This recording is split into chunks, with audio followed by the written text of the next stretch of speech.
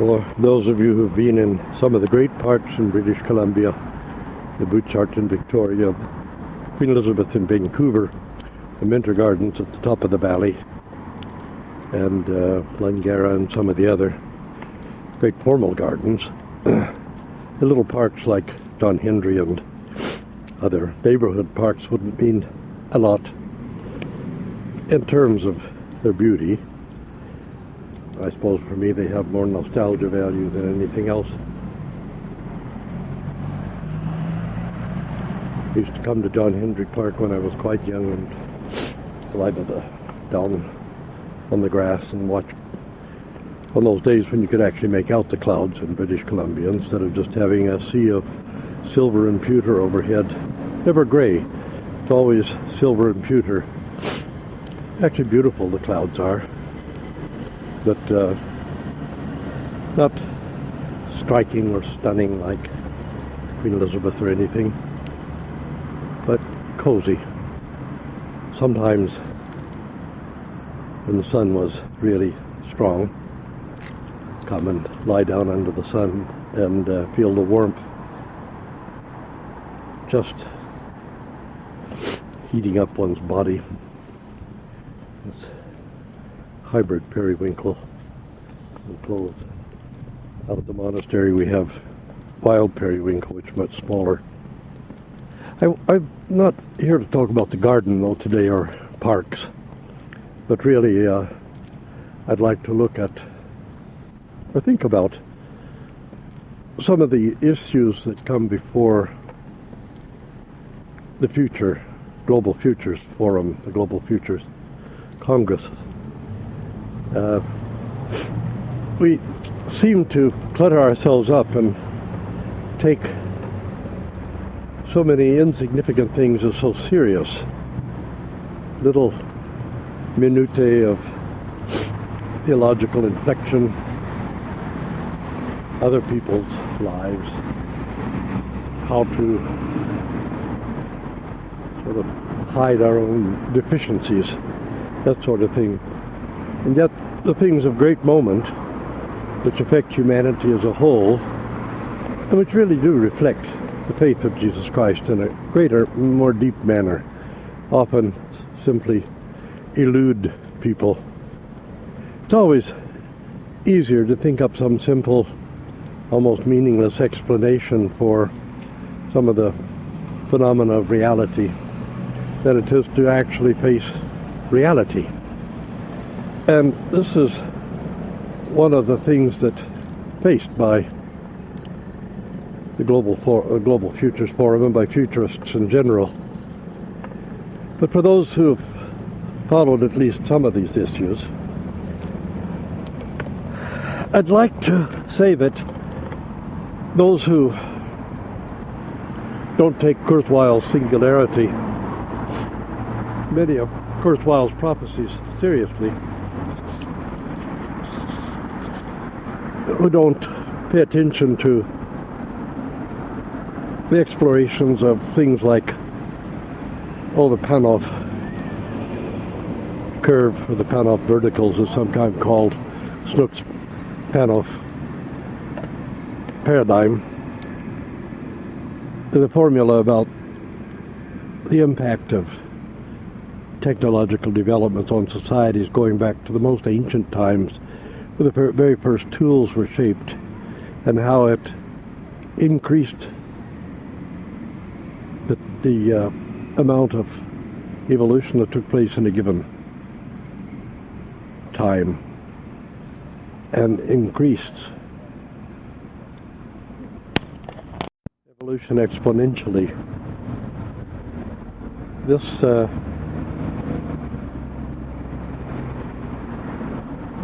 briefing of history, or shortening of history, I think that's what Snook called it, the shortening of history. And what he meant was that historical matters unfold more rapidly after each major set of developments in technology, and technology including language, and how it changes and transforms the world around us and humanity itself. The part that strikes me as perhaps most urgent is to understand the evolution of the human brain and how this also increases exponentially under the pressures of technologies and new knowledge of the cosmos itself, and how many people become panicked, even hysterical, by these developments or by this accelerated forms of evolution and the transformations and change that they take place culturally, socially, and in understandings of morality as well.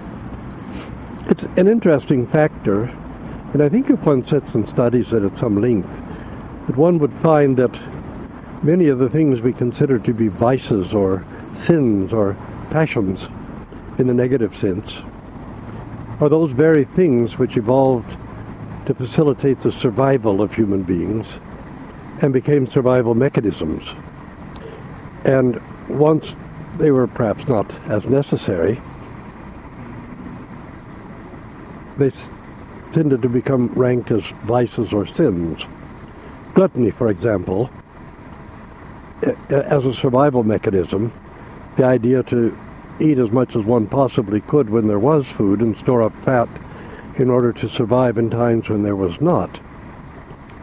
At one time it was just prudence. Now, of course, it's considered gluttony. And indeed, the human body can't cope with it any longer because the necessity isn't there. There's so many other things that were actually a part of our survival mechanism, part of even the race itself surviving, that when a phase passed, or we went through a phase transition, and those things were not any longer necessities of survival, they became classed as sins or vices. And human sexuality among them, the breeding with multiple partners, men having multiple wives. In fact, since women so often died from childbirth, it was prudent to have more than one wife, because the children who were surviving wouldn't have a mother otherwise. And if the woman died before the child was born, then there was one less child to continue the species with. Women bred with more than one man. And sometimes for the same or similar reason, that the lifespan of men was often shortened by hunting accidents, by more exposure to dangers, and in warfare. So women found it prudent to have children with more than one man in the hopes of one of them being there to help care for the children during the long development period that human children require. All of these things, of course, out of time and out of context, became considered as something negative, as something to do with vices or passions. And we've struggled for so long now to try to control them. And we've also demonized some human behavior that might better be dealt with in a different manner. But one of the things that is striking about the increase in the evolution of the human brain in our era really is the disconnect it forms between previous generations who are still alive. In former times, these developments were slower, and very often they would pass through several generations in a slow development. But following the Panov Curve, we see that these things are developing within a single generation now, and that they pose a disconnect. For example, those of us whose formation took place during the Second World War and just after, and then the boomer generation, the baby boom generation, which were born after the war and were shaped by the 50s. We were shaped by the 40s and 50s and a bit by the 30s. The days of the Depression were still not a full generation away from us. And shaped by the 40s and 50s, and there was a simpler mentality, a simpler understanding of the nature of things, and sometimes simplistic. But in the 60s, there began to be a kind of awakening, which very disturbing to older generations and disturbing still to some of our more atavistic elements in the present generations. But it was a kind of increase in democracy, a desire to realize the fullness of the promises of democracy, but also motivated by new developments in the sciences. It was during that era that the trickle-down in social change began to come less from the philosophers. You know, the philosophers spoke to a higher level of society, and there was a trickle-down from them that passed into the reformation or changes in society itself. Democracy, for example, was a product of not so much ancient Greece, which was really an oligarchy, but thought such as Locke, Hume, Immanuel Kant, and others, which had an impact on the American Constitution, for example. And to realize the fullness of the promise of that was really a part of what the movements of the 1960s were about. Also to say that, well, we give our lives in the Second World War because we knew what the stakes were. But in a war that had absolutely no meaning whatsoever, such as Vietnam, people were much less willing to make that sacrifice. It was just an imperial war. It had no meaning whatsoever. And the black population in America, who'd been deprived of so much of the fruits and promise of democracy, rose up against it, and women, of course, despite what some ultra-right-wing extremists still think, women should not be slapped around and kept in their place. Women began to demand a rightful place in society, and to demand the right to use their intelligence, sometimes brilliance, and their skills and abilities in a broader sense in society and culture. So this democratization, which sort of like infeudation, really passed to greater and greater portions of society, but only with some great struggle. Looking back from the 90s, one could hardly see why people had to struggle. If it weren't for televangelists and other ultra-right-wing extremists, we would have forgotten even about the struggle and taken so many things for granted. But the impact of technology on increasing the rapidity of the evolution of the human mind, of the human brain, and to a lesser degree the human body, has really stunned older generations who can't understand the disconnect as well. People whose religion was based in ideology rather than faith, for example, are having a very difficult time with the transformations and the changes taking place around us. But there's yet more to come. And as I mentioned earlier, people who do not take the Kurzweil Singularity seriously are simply not paying attention. Indeed, we're approaching a time when artificial intelligence will outstrip human intelligence, and machines and robots will be more intelligent than human beings. These things have a way of taking on a life of their own. In the same token, Dmitry Itskov's idea of avatars seems far-fetched and pure science fiction, but it has limitations. But people who don't take it seriously are simply not paying attention. And the shocks that are going to come as we approach this singularity point with artificial intelligence,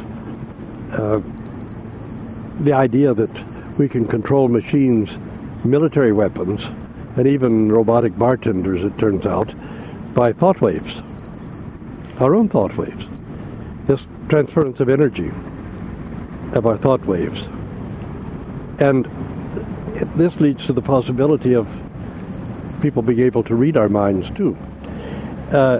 All of these things are coming to pass and taking place around us, and the human brain is evolving. The X generation made a radical break with the pre-war generation, or the wartime generation, which was mine, and to a great degree with the boomer generation. But the millennial generation is showing an even greater gap. And in many ways, one is impressed in a positive way with many of the people of the X generation, but even more so with young people of the millennial generation, some of whom are doing astonishing things. We have a 14-year-old boy who's been nominated for Nobel Prize in physics. We have 8-year-olds creating charitable organizations and all these other things. So the evolution in not only intelligence, but in a certain kind of moral context. Now, the foundation stone of true morality is empathy and fairness. And it's precisely the empathy and fairness that older generations, the boomers and previous ones in particular, and some of the X generation, are shocked by and try to resist. And ultra-right-wing ideologues, of course, are horrified by the concepts that are produced by genuine empathy and genuine desire for fairness in humanity. This, of course, pertains to the women's movement as much as to anything else, where people are opposed to women being treated with empathy and fairness, and wanting still to put them in their place, in their proper place, whatever one conceives that to be. I think that we have to discuss adapting to these changes much more thoroughly and try to understand where these changes are coming from and what's driving them. When people deny evolution altogether, or talk about microevolution, of course microevolution because we're complex organisms, we could only experience microevolution, but the cumulative factor of the microevolution and the rapidity with which it's changing is simply following the Panov logarithm, or the Snooks-Panov logarithm, and increasing at the rate predicted by Panov and Snooks. Alexander Panov, one of the more significant astrophysicists in Russia, was one of the authors of this, and Snooks is someone who looks at the economy of paleontology and history itself. Now, by economy, we don't just mean how money is managed, but how all resources, including intellectual resources, are managed, and what the impact they have on development and evolution. And I think it's worth discussing at some length. I think it explains a great deal to us, and we have to adapt somehow, we older generations, to this rapidity of the evolution of the human mind, the human brain, the human systems. And that's one of the things that Global Futures, symposia, congresses, forums, actually undertakes to discuss.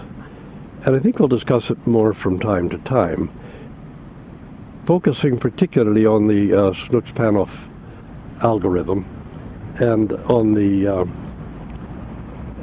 Dmitry Itskov's idea of superintelligent robots and avatars, human-like avatars or humanoid avatars that actually function as human beings, the developments of artificial intelligence, and Kurzweil's Singularity.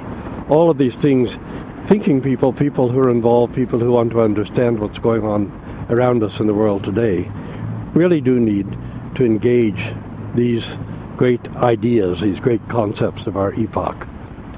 And even as one approaches death, as I am perhaps more rapidly than others, curiosity, a desire to know, a desire to understand, give texture and meaning to life, and give one a desire to hold on to it as much as possible, simply because of the adventure of the new knowledge and new understandings that are coming around every corner. So I want to thank you for your patience in this broadcast. It's difficult for me to speak sometimes now. And but I wanted to call upon people to engage these issues and these understandings, and to engage the future with open arms and open hearts and open minds. So thank you all, and God bless you.